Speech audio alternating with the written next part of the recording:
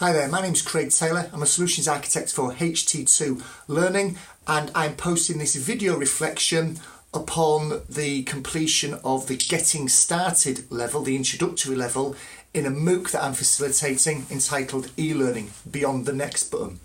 I should stress that although I finished this particular level, I'm still going to be facilitating it. The introductory level is still very much open. It's very much accessible to people that still want to come along and join this course. It's just that the February level has now started, so it's probably a good time now for me to draw a line in the sand and post my video reflection on level 1. But it is still very definitely open to everybody that wants to log in. So 2 reflections really on level 1, the Getting Started level. My first reflection is there is, unsurprisingly, a wide-ranging definition as to what e-learning is. Some people define it as a very singular, specific thing. Others believe that it is anything that uses technology, and there's a lot of people that's somewhere on the spectrum in between, and that doesn't surprise me at all. What it does reinforce, though, is my belief that when we throw around the word e-learning, it can be quite a dangerous thing to do, because it may mean one thing to us and probably means something very different to somebody else, and vice versa. So when we throw this word around, it seems to be the considered thing to do, and it's certainly backed up by the people that are undertaking the course that have responded in this way, that we need to seek an absolute clarity as to what we mean when we use the word e-learning. What does the person sat opposite the table from me mean when they casually drop the word e-learning into conversation? Do we make sure they understand what we mean when we use the word?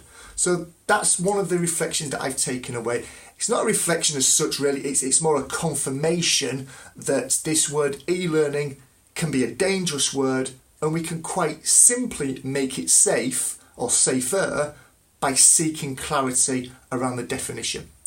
The second reflection, the second thing that I've observed, and I was quite surprised by this, is whilst this is a course about current and emerging technology, whilst this is a course about being able to take your online learning practice, hopefully, to another level, or start to think about taking it to another level, some of the actions of the people that have already participated in the MOOC surprised me a little bit. And what I mean is that at the end of the first level, there is an activity where people have a task to undertake. They need to go away and research something. A few minutes Googling will do that for them. Come back and upload their research findings back into the course. There are 3 options for people to do that. They can link to an external website, they can upload a document, or they can click a button and record a video into their webcam, or even through their mobile phone, a talking head like I'm doing, and upload that into the platform. Every single person to date that's undertaken that activity, bar myself, and I don't count, has gone for the least, what I would consider, technical solution. They've linked to an external website, or they've uploaded a document. Now, I never expected everybody to use the webcam feature, not by any stretch of the imagination. But I imagine somebody to, just for the sake of experimenting and finding out and having a play with the system. But nobody has. Now, there could be all sorts of reasons for that. I'm a big believer in the term, what's the least that I can do for you?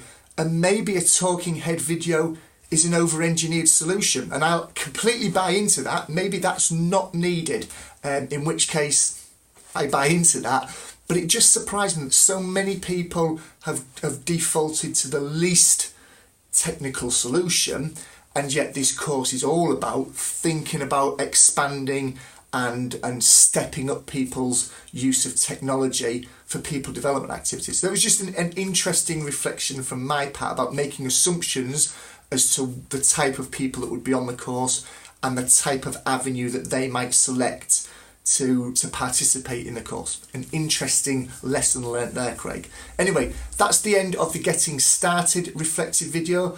I look forward to seeing you for the next level, which is all about artificial intelligence. I'll see you in a month or so. Thanks for watching.